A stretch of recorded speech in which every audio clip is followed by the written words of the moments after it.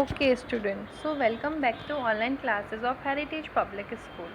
Hope you all are doing well. Let's continue with our studies. Please take out your books and open page number 137. Okay, so in last class we completed the land use topic. Today we are going to start a new topic, that is changes in land use.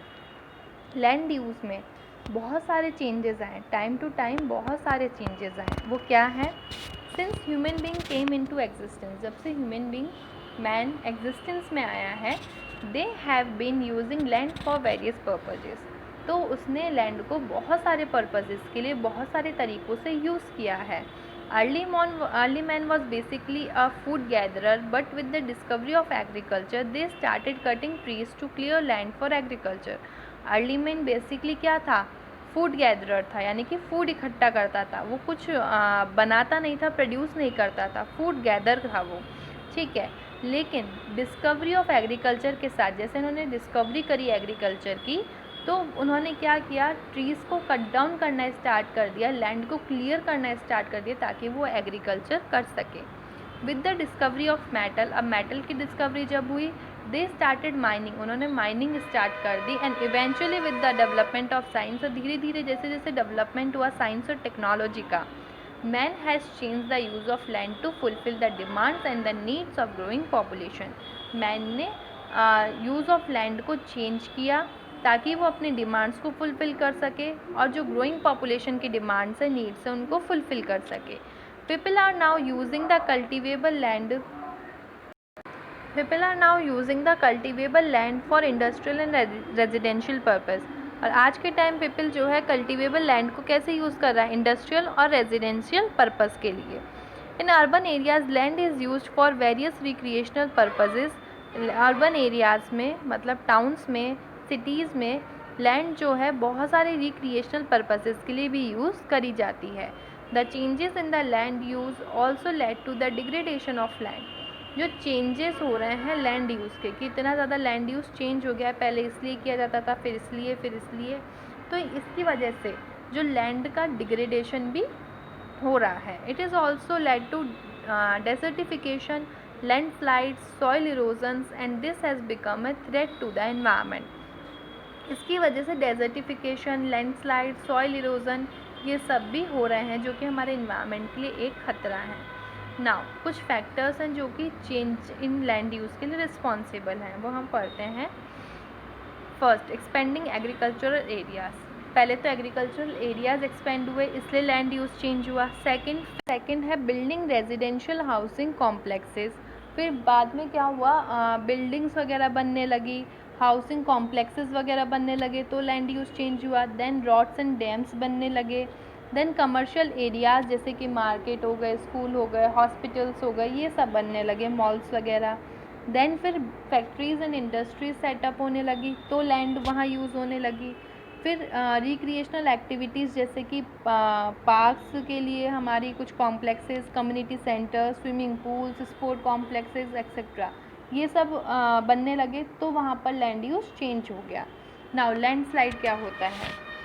Landslides are the geographical phenomena where large masses of rocks, debris, top soil of the earth moves or slide down a slope.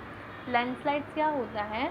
जब जो बहुत सारे rocks वगैरह होते हैं, या debris वगैरह होती है, या टॉप सॉइल जो होती है अर्थ की, वो नीचे आ जाती है स्लॉप से. ठीक है, मूव्स और स्लाइड डाउन अ स्लोप, उसको हम कहते हैं landslide. Landslide mostly mountain area में होते हैं. जब माउंटेन एरिया में बहुत ज़्यादा या तो बारिश वगैरह आती है, या मौसम ख़राब होता है, तो वहाँ लैंडस्लाइड हो जाता है, जिसकी वजह से बहुत नुकसान भी होता है, और कई लोगों के, अगर वहाँ पर मौजूद होते हैं, तो कई लोगों की जान भी चली जाती है. ठीक है, this happens mainly in hills और माउंटेनियस एरियाज़. हमने अभी पढ़ा, ये मोस्टली हिली एरिया या माउंटेन एरिया में होता है. देयर आर वेरियस फैक्टर, बहुत सारे फैक्टर्स होते हैं जो कि लैंडस्लाइड के लिए रिस्पॉन्सिबल होते हैं. वो हैं a long spell of rainfall that can causes heavy landslides. बहुत टाइम से रेनफॉल आ रही है और बहुत तेज़ रेनफॉल है, तो उस वजह से हैवी लैंडस्लाइड्स हो सकते हैं. इरोजन कॉज्ड बाय रिवर्स और ओशियन वेव्स, जो कटाव रिवर्स और ओशन वेव्स ने कर दिया, लहरें बहुत तेज़ उठती, जिस वजह से कटाव बहुत ज़्यादा होते हैं, उस वजह से हो सकते हैं. एरियाज प्रोन टू अर्थक्वेक, ऐसे एरियाज जहाँ पर अर्थक्वेक बहुत ज़्यादा आता है, फ्लड्स बहुत ज़्यादा आते हैं और वॉल्केनिक इरप्शंस बहुत ज़्यादा होते हैं, वो एरिया में भी लैंडस्लाइड की कंडीशंस चांसेस ज़्यादा होते हैं। लॉस और absence of vegetative growth and soil nutrients, जो वेजिटेटिव ग्रोथ और सॉइल न्यूट्रिएंट्स की एब्सेंस की वजह से भी ह्यूमन फैक्टर्स, कुछ ह्यूमन फैक्टर्स भी हैं, जैसे कि construction, deforestation, blasting for mines, vibration caused by heavy machine etcetera. हमने कंस्ट्रक्शन किया उस वजह से हो सकता है, डिफॉरेस्टेशन कर दिया यानी कि फॉरेस्ट को साफ़ कर दिया, ट्रीज़ को कट कर दिया, ब्लास्टिंग फॉर माइंस, माइंस के लिए उस जगह पे ब्लास्ट करा जाता है, ठीक है, तो उस वजह से, या फिर बहुत हैवी मशीन्स के वाइब्रेशन की वजह से भी लैंडस्लाइड हो सकता है। So there are various effects of the landslide. अब लैंडस्लाइड के लिए बहुत सारे इफ़ेक्ट्स भी हैं, जैसे कि damage to life and property on a large scale. Of course life of a human being और प्रॉपर्टी बहुत बड़े स्केल पे डैमेज हो जाती है। Road and rail communication is disrupted. अब लैंडस्लाइड हो गई है माउंटेन में, मान लीजिए माउंटेन के कुछ पत्थर आके उस पर रोड पे गिर गए, तो ऑलरेडी वहाँ पे इतनी नैरो होती है रोड, और ऊपर से फिर वहाँ पर जो रोड का जो सिस्टम है, कम्युनिकेशन है, वो टूट जाता है, डिस्टर्प्टेड हो जाता है और लार्ज एरिया आइसोलेट हो जाता है। Power transmission and telecom system is disrupted. जो पावर ट्रांसमिशन और टेलीकॉम सिस्टम यानी कि फ़ोन्स वगैरह की लाइंस वगैरह है, इंटरनेट सिस्टम है, वो सब वहाँ पर डिस्टर्ब हो जाता है। Now conservation of land, the land availability is getting limited due to increasing population. अब लैंड जो है बहुत ही कम अवेलेबल होती है, क्यों? क्योंकि ये तो लिमिटेड है, लेकिन जो पॉपुलेशन है वो बहुत ज़्यादा इंक्रीज़ हो रही है और लैंड का ओवर यूज़ हो रहा है। There is a large scale destruction of forest, बहुत सारे फॉरेस्ट को लार्ज स्केल पे ख़त्म किया जा रहा है। That is deforestation which has led to desertification and erosion of soil, और उस वजह से डेजर्टिफिकेशन हो रहा है, यानी कि वो जगह रेगिस्तान सी बन जाती है और सॉइल बिल्कुल इरोज हो जाती है, वहाँ पर बिल्कुल सॉइल नहीं होती है, जो मोस्ट न्यूट्रिएंट पार्ट होता है सॉइल का वो ख़त्म हो जाता है। It is important that land should be conserved and the various ways by which it can be done are, तो इसलिए बहुत ज़रूरी है कि लैंड को कंजर्व करा जाए। तो इसके बहुत सारे तरीके यहाँ पर गिवन हैं। फर्स्ट है प्लांटिंग मोर ट्रीज, सबसे पहले एफॉरेस्टेशन स्टार्ट करो, यानी कि मोर एंड मोर ट्रीज़ को प्लांट करो। सेकेंड, ओवर ग्रेजिंग, जो एनिमल्स को ग्रेज करवाते हैं तो ओवर ग्रेजिंग कंट्रोल करनी चाहिए, ताकि which can be done by creating more pasture land, और ये ऐसे हो सकता है कि और ज़्यादा पास्चर लैंड क्रिएट कर दिया जाए ताकि ओवर ग्रेजिंग ना हो सके। देन है thorny bushes should be grown so that sand dunes can be stabilised. Yes, ये सबसे मेन है। थॉर्नी बशेस जो हैं उनको उगा देना चाहिए ताकि जो सैंड ड्यून्स है वो एक जगह पे रह सकें। Use of pesticide and chemical fertiliser, इसको सबसे ज़्यादा ज़रूरत है कि इसको मिनिमाइज़ किया जाए। Modern technological method should be use, बहुत सारे मॉडर्न टेक्नोलॉजिकल मेथड है वो यूज़ करे जाने चाहिए माइनिंग एक्टिविटीज़ के लिए टू मिनिमाइज लैंड डिग्रेडेशन। ठीक है, नाउ हमारा नेक्स्ट टॉपिक है soil.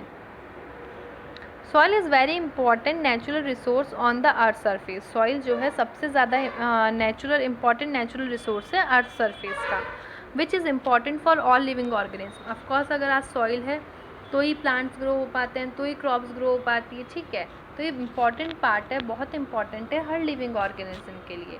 The thin topmost layer of the earth surface made up of weathered rock particles, decade matter of plants and animal in the soil. जो सबसे top most layer होती है soil की, जो earth surface पे layer होती है, वो काइट से बनी हुई होती है, या तो वो रॉक पार्टिकल्स से, decade matters of plants and animals जो सॉइल में जाकर मिक्स हो जाते हैं उनसे बनी होती है। It take thousand of year for soil to be form. ये बहुत ज़्यादा, बहुत सालों साल लग जाते हैं, बहुत हज़ार साल लग जाते हैं सॉइल को फॉर्म होने के लिए। बहुत ही स्लो प्रोसेस होता है सॉइल फॉर्म होने का। Therefore soil is a complex mixture, तो इसलिए सॉइल क्या है, एक कॉम्प्लेक्स मिक्सचर है किसका, living and non living material का। And the right mix of, और ये किसका राइट मिक्स है, mineral and organic matters makes the soil fertile.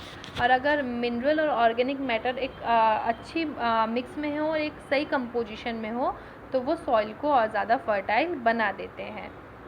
Now factors of formation of soil. अब कुछ फैक्टर्स हैं सॉइल के फॉर्मेशन के लिए। There are various factor leading to the formation of soil.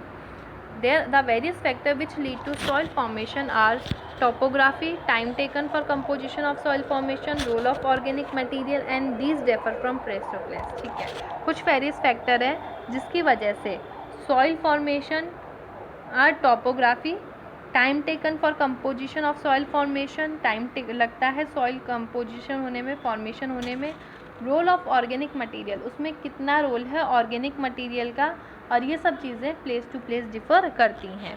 अब यहाँ पे कुछ देखो गिवन है, फैक्टर्स अफेक्टिंग सॉइल फॉर्मेशन, कुछ फैक्टर्स अफेक्ट करते हैं, लाइक पेरेंट रॉक हो गया, it determines the texture, colour, mineral, chemical components and permeability, climate, temperature, rainfall. तो ये कुछ है, relief, flora and fauna, time, ये कुछ है जिसकी जो फैक्टर अफेक्ट करते हैं हमारे फॉर्मेशन ऑफ सॉइल को. ठीक है चिल्ड्रन, सो हम ये अब लेयर्स ऑफ सॉइल से कल कंटिन्यू करेंगे. For today homework is what you had to read the chapter. Okay, so we will meet in the next class.